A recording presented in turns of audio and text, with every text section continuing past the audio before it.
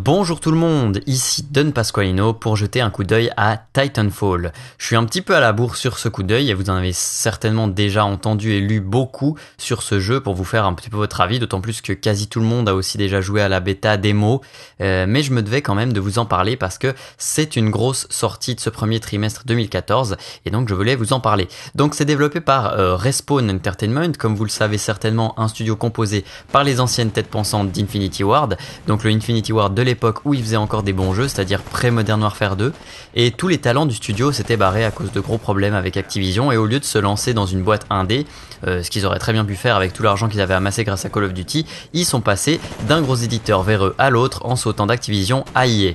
Le jeu est donc édité par Electronic Arts et est sorti le 13 mars 2014 sur Origin bien sûr. Pas de version Steam disponible et Origin est obligatoire même avec la version boîte. C'est un jeu EA et ça peut déjà être rédhibitoire pour certains, pour moi ça le serait. Origin c'est un peu le Google Plus du gaming, personne n'en veut, c'est une copie beaucoup moins bien de quelque chose qui existe déjà et on nous oblige à l'utiliser quand même si on veut faire certains trucs, notamment jouer à des jeux EA. Bref, Titanfall, donc une sortie majeure, un jeu très attendu avec une grosse campagne marketing et annoncé par certains comme une révolution, quelque chose d'exceptionnel et autre. Eh ben, c'est pas le cas. Ça n'en fait pas un mauvais jeu, mais c'est loin d'être une révolution. On va voir pourquoi dans ce coup d'œil. Titanfall, c'est donc un jeu AAA purement multijoueur et ça c'est assez inhabituel parce que même Battlefield, qui est à la base une franchise multijoueur, n'ose plus tenter ce genre de choses et il faut dire que sur console ça réduit pas mal votre public potentiel, surtout avec la next gen puisqu'il faut payer un abonnement supplémentaire pour pouvoir jouer en ligne maintenant, mais donc c'est pas une mauvaise chose que ce soit purement multijoueur parce que comme on dit souvent quand même c'est mieux qu'un jeu orienté multi le soit à 100% sans que les devs perdent du temps à faire un mode solo qui sera de toute façon mauvais. Le mode solo ici est remplacé par ce qu'ils appellent une campagne, mais qui n'est en fait qu'une suite de parties en ligne avec un semblant de scénario. Et celui-ci, en plus d'être très simpliste, donc le scénario est basique et inutile, et en plus est très très mal amené parce qu'il se résume à juste, en fait, vous avez des mecs et des filles aussi qui parlent pendant la partie, pendant que vous jouez. Du coup, on comprend pas la moitié de ce qu'ils nous racontent à cause des autres sons du jeu et parce qu'on est concentré sur autre chose.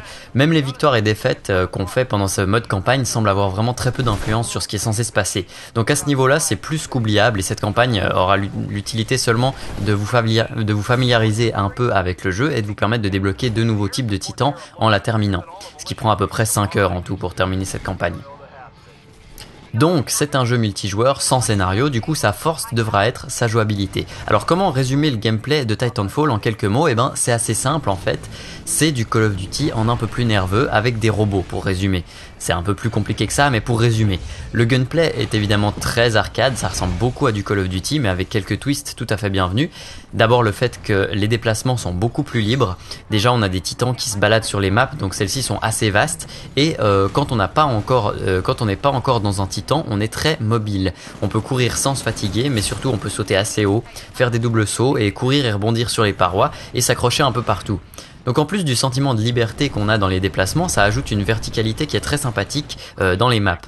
Rien de ce qu'ils ajoutent au gameplay n'est vraiment une révolution en soi. Le double saut, on l'a déjà dans TF2 depuis 2007 et dans d'autres jeux aussi. Le fait de pouvoir s'accrocher et de sauter assez haut, on l'avait aussi dans Crysis en 2007. Mais le mix de tout ça, en fait, est vraiment bien ficelé et très agréable à jouer. Ça fait plaisir de voir un jeu AAA qui se démarque des standards de gameplay habituels. Et c'est aussi intéressant de voir que ce renouveau, en quelque sorte, nous vient justement des mêmes mecs qui avaient établi ces standards qui sont restés avec Call of Duty à la base. Et donc du coup, même si ce n'est que quelques twists rendant le jeu un peu plus nerveux, les déplacements sont très agréables et rafraîchissants.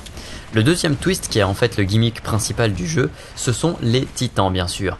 Encore une fois, pas une révolution en soi, on avait déjà des trucs de ce genre dans Oken, un free-to-play relativement sympa sorti en 2012, ou encore dans Blacklight Retribution. Dans Titanfall, vous avez de toute façon un titan que vous pourrez faire apparaître, mais il faut attendre qu'il soit prêt, ce qui prend environ 2 minutes in-game. Mais à chaque fois que vous faites quelque chose dans le jeu, n'importe quoi, que ce soit des dégâts, une capture, un kill, etc., le temps d'attente du titan se réduit. Si vous cherchez une logique scénaristique là-dedans, il n'y en a pas bien sûr, mais c'est pas grave. Encore une démonstration du fait que c'est un jeu qui se focalise sur son gameplay et pas du tout sur son background ou son scénario. Donc du coup dans le jeu c'est extrêmement facile et trop facile selon moi d'obtenir un titan. Et après quelques minutes d'une partie, la map sera remplie de titans et c'est un peu dommage parce que ce qui est censé représenter le jeu complètement est en fait sa faiblesse et son élément de gameplay le moins bien réalisé. Alors oui, ça fait badass 5 minutes de commander son titan et de le voir tomber du ciel et de rentrer dedans et tout. C'est assez bien foutu comme c'est fait, les animations aussi. Mais le gameplay à l'intérieur du titan n'est pas très agréable. C'est lent et rigide, ce qui est encore assez normal parce que c'est quand même un méca géant. Mais c'est aussi ultra bourrin et très peu intéressant en termes de gameplay, je trouve. Après, il y a quand même un certain nombre d'armes et de capacités différentes qu'on peut utiliser, mais qui restent assez peu variées. Ce qui est encore assez sympa, c'est qu'on peut sortir de son titan à tout moment et le mettre en mode automatique si le gameplay à bord du titan ne nous intéresse pas. Mais ça n'empêche pas que les maps sont remplies de titans, alliés et ennemis, qui sont assez gênants, parce que le gameplay pour se débarrasser d'un titan, lui aussi, est assez bourrin. On peut aussi leur sauter dessus pour leur faire des dégâts, mais ça nous rend assez vulnérables, et en plus le pilote du titan à l'intérieur voit clignoter en rouge au milieu de l'écran quand il y a quelqu'un sur son dos. C'est un autre exemple qui montre que le jeu est un peu trop noob friendly à mon avis, comme le fait que quand on est dans le titan, on a une voix qui nous avertit tout le temps des dangers aux alentours. Par exemple, attention, vous êtes à 1 contre 3, attention, vous avez bientôt plus de bouclier, repliez-vous, attention, vous allez exploser, éjectez-vous. Ce genre de truc, ça va bien pour un tutoriel, mais après, je pense qu'on est quand même censé laisser le joueur se rendre compte de la situation dans laquelle il est et d'essayer de pas se mettre dans des situations dangereuses et ne pas le prendre un peu pour un bébé idiot qui n'arrive pas à se rendre compte de ce qu'il fait et devoir lui dire attention, là vous avez un ennemi, attention. Ce côté un petit peu noob friendly, c'est aussi ça qui va faire qu'on peut se lasser assez vite du jeu. Parce que non seulement la courbe d'apprentissage est très douce et très courte, mais les niveaux d'XP aussi. On gagne facile un niveau par partie. Il y a énormément de défis qui rapportent de l'XP et qui font qu'on progresse très vite. Et d'un côté c'est une bonne chose parce que ça permet de pas trop s'embêter et de débloquer des nouvelles armes constamment sans avoir trop l'impression de devoir farmer pour atteindre le niveau suivant. Mais d'un autre côté ça fait que le jeu va perdre de l'intérêt assez vite et que le risque de lassitude est assez vite présent aussi. Un autre élément de ce jeu qui est assez incompréhensible, c'est l'addition de sbires sur le champ de bataille. Donc ça vous l'avez certainement vu aussi, le jeu est limité à 6 joueurs par équipe alors que les maps sont assez vastes à cause des titans justement et du coup les développeurs ont compensé ça en ajoutant énormément de PNJ qui sont en fait des espèces de sbires qui sont là uniquement pour faire de la figuration et donner des points aux vrais joueurs. C'est impossible d'être mis en difficulté par ces sbires sans parler de se faire tuer par eux, ça n'arrive jamais. Parce que en fait ces sbires ils savent pas viser, ils sont faits pour ça, ils bougent très peu et ils se déplacent très peu et c'est vraiment de la chair à canon pleinement assumée. Pourquoi un tel choix de la part des développeurs ? Ça peut se comprendre pour plusieurs raisons. D'abord pour eux, le but était d'obtenir un titan le plus vite possible dans ce jeu et ces sbires permettent justement de farmer des points et de réduire le temps d'attente du titan. En plus ça permet de peupler les maps et de donner l'impression d'une bataille à grande échelle alors qu'en fait il y a juste 12 pelés qui se courent après sur une map qui serait un peu trop grande si on prenait pas en compte les titans pour du 6 contre 6. Et troisièmement, ça permet de donner une impression de puissance au joueur qui, même s'il est très mauvais, va avoir l'impression de faire des kills, va avoir l'impression d'être utile et ça le poussera peut-être à prendre plus de plaisir et à rage-quitter un peu moins. Encore un élément un peu noob-friendly j'ai envie de dire. Même si dans certains cas, ces sbires peuvent aussi être un catalyseur de difficulté parce qu'ils peuvent facilement détourner notre attention des vrais joueurs et il faut apprendre à faire la différence entre les vrais joueurs et les sbires pour justement focus les vrais, sinon on est assez vite dans la merde. Mon ressenti personnel, c'est que c'est pas vraiment une bonne idée d'ajouter ces sbires. Je trouve ça assez dommage de limiter le jeu à 12 joueurs pour ensuite devoir rajouter des sbires parce que les maps sont trop vides. Je comprends qu'avec le système des titans, 12 joueurs c'était le maximum parce que même à 6v6, c'est le bordel total après quelques minutes avec des titans de tous les côtés et tout, ça explose de partout, c'est assez chaotique. Bon, c'est un petit peu fait pour ça parce que c'est aussi des fouloirs, mais ce qui aurait été plus intéressant, ça aurait été de rendre les titans un peu plus rares peut-être et un peu plus difficiles à obtenir et du coup on aurait pu avoir plus de joueurs, mais il aurait du coup fallu revoir le map design etc.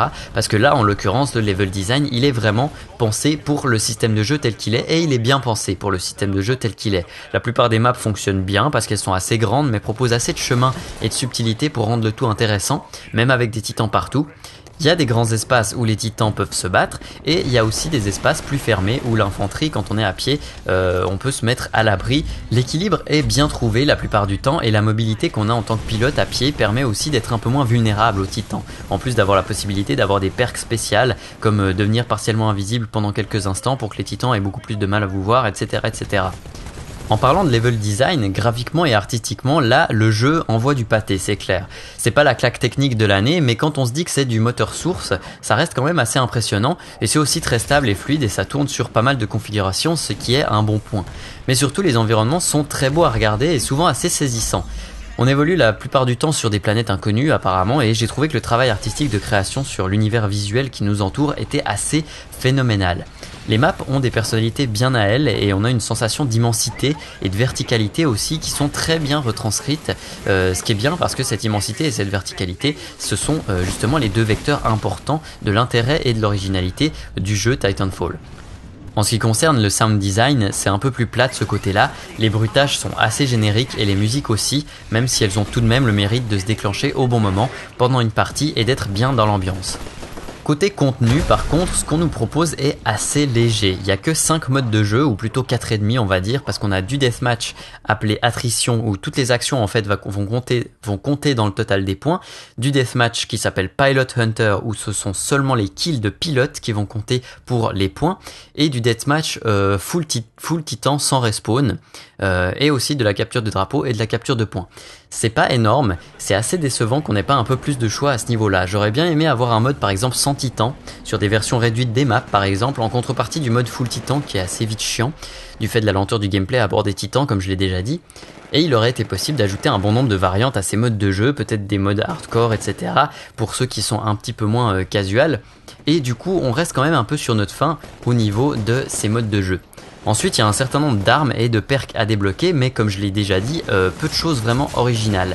Il y a notamment la possibilité, comme je l'ai dit, d'être invisible, ensuite de voir à travers les murs ou de se déplacer très rapidement pendant quelques instants, et ça on choisit quand on choisit son loadout de pilote. Vous l'aurez remarqué, la plupart de ces perks font assez casual, voire noob. Je pourrais parler du pistolet aussi qui vise tout seul après avoir locké sa cible, mais il faut noter que celui-ci, malgré qu'il peut paraître noob à première vue, n'est pas si facile à utiliser, et d'ailleurs peu de gens dans le jeu l'utilisent, même si c'est un des objets de base, il est pas si utile que ça, et pas si noob que ça.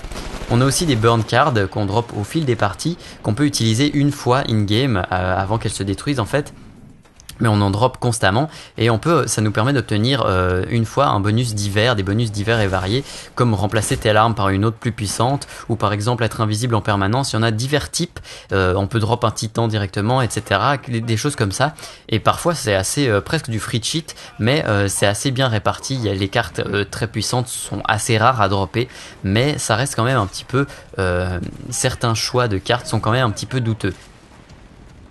Au niveau du portage PC, le travail a été relativement bien fait, les options sont complètes, menu à la souris, FOV jusqu'à 90, ça va bien. Par contre, petit coup de gueule quand même, comme beaucoup d'autres l'ont fait aussi, en ce qui concerne la taille du téléchargement du jeu, 50 Go dont 30 Go sont des fichiers de son en wave non compressés. Quelle est la raison pour faire ça? Il n'y a aucune raison valable pour faire ce genre de choses, à part de la grosse fainéantise de la part des développeurs. Ils développent un jeu sous le moteur source justement pour faire un jeu qui est soi-disant accessible à des configurations qui sont peut-être pas les derniers cris, et on balance quand même 50 Go d'install, et pas pour des textures HD de la mort, mais pour des fichiers son inutiles, et des fichiers son qui sont peut-être même pas dans la langue qu'on va utiliser. Pour ceux qui n'ont pas un gros disque dur, c'est assez gênant et je comprends pas qu'ils aient toujours pas corrigé ça. À mon avis, ils s'en battent royalement les steaks et ils bossent surtout sur du DLC payant en ce moment. Par ailleurs, j'aimerais souligner aussi que j'ai eu de gros problèmes de connexion au début et j'ai dû aller trafiquer des trucs dans mes options internet, DNS, etc. Je sais même pas ce que j'ai fait pour que ça marche, mais maintenant ça marche pour pouvoir jouer. Sinon, je voyais juste pas de serveur et ce genre de problème, je trouve que c'est pas normal. Surtout qu'il y a d'autres gens qui ont eu ces problèmes et qu'en tournant un petit peu sur les forums, on peut voir que autant EA que Respawn n'en ont rien à faire de ces problèmes des joueurs. Ils souhaitent pas vraiment les corriger et ils se renvoient la patate chaude quand on leur demande de l'aide. Si vous avez des problèmes de connexion par exemple et que vous demandez directement à Respawn sur Twitter ou comme ça a beau être leur propre jeu, le jeu qu'ils ont développé eux-mêmes, ils vont vous renvoyer chez EA. Dire voilà c'est EA qui s'occupe de ces problèmes, et quand vous allez demander à EA, ils vont vous dire c'est pas leur problème parce que c'est Microsoft qui s'occupe des serveurs, et si vous allez enfin demander à Microsoft, ils vont vous renvoyer soit vers EA soit vers Respawn. Encore une fois, c'est quelque chose qui est bien représentatif de la politique des grosses éditeurs et notamment d'EA qui s'en fiche complètement du service après-vente parce qu'ils traitent le client comme une vache à lait qui n'a plus aucune valeur une fois qu'elle a déjà mis 50 boules dans le jeu. C'est absolument honteux, mais ça a toujours été comme ça chez EA, etc. Et une raison de plus de boycotter Electronic Arts pour moi, en plus du fait que leur passion de massacrer des bonnes licences pour en faire des jeux qui vont de moyen à infâme est toujours aussi forte. Pour en revenir à la connexion, le matchmaking a aussi quelques soucis, notamment le fait que même en choisissant un bon centre de données avec un bon ping, on peut tomber sur des serveurs où on a un mauvais ping. Quand on clique sur Play, je crois même qu'on tombe sur des serveurs américains, même si on choisit la base de données Europe. Et on peut pas vraiment choisir son serveur. En plus de ça, même s'ils sont en train de patcher ça à l'heure actuelle, les équipes sont souvent assez déséquilibrées en partie. Ça m'est très souvent arrivé d'avoir d'un côté une équipe avec uniquement des gens en dessous du level 15 et de l'autre presque exclusivement des joueurs de haut niveau. Petit problème d'équilibrage donc, mais c'est pas non plus très grave, parce que le niveau veut pas forcément tout dire. Donc voilà, dans l'ensemble, Titanfall c'est un FPS multijoueur sympathique, assez original et rafraîchissant pour un AAA. Le gameplay qui mixe des éléments de Crysis, Oaken, Blacklight Retribution et Call of Duty fonctionne assez bien et le level design est réussi. Le jeu a une identité visuelle très appréciable malgré un background scénaristique malheureusement inexistant, mais bon on peut pas tout avoir. On déplore quand même quelques petits soucis de connexion et de matchmaking qui peuvent survenir de temps à autre et les 50 Go d'install qui sont absolument ridicules. Il faut noter aussi que le contenu est assez léger, notamment au niveau des modes de jeu, et même si les développeurs promettent d'ajouter des nouveaux modes de jeu gratuitement par la suite, on sent tout de même l'arrivée imminente de DLC payants. En même temps, c'est Electronic Arts, on s'y attendait. Enfin, dans l'ensemble, le gameplay reste assez bourrin, peu exigeant et manque de profondeur. C'est pas le genre de jeu qui va proposer un véritable challenge et va vous tenir en haleine pendant des centaines d'heures. Et ceux qui imaginaient une scène e-sport pour Titanfall se mettent le doigt dans l'œil, mais alors jusqu'au coude. Non seulement parce que c'est un jeu qui serait pas du tout adapté à de l'e-sport, à mon avis. Bon, après, il y a bien des compétitions de Call of Duty sur console, donc on sait jamais. Mais surtout, les développeurs ont déjà déclaré que ça ne les intéressait pas du tout de soutenir l'e-sport pour ce jeu, et EA n'en a strictement rien à branler de toute façon, donc bonne chance. Non, le gameplay de Titanfall c'est juste un bon petit défouloir, assez bien ficelé, mais brainless, bourrin et orienté casual, et c'est une bonne chose parce que le jeu reste agréable à jouer, et un jeu justement où on peut s'amuser et se défouler quelques dizaines d'heures sans trop se prendre la tête, c'est ce que plein de gens recherchent, et à vous de voir si vous êtes prêt à payer plein pot chez EA pour ça, alors qu'il y a quand même un certain nombre de jeux qui peuvent proposer une expérience de défoulement sans prise de tête assez comparable et qui vont de beaucoup moins cher à totalement gratuit. Mais ça reste un jeu qui est assez sympathique. Donc voilà, c'était Don Pasqualino avec un coup d'œil sur Titanfall. Merci d'avoir regardé cette vidéo et bon jeu à tous. Allez, à plus les amis!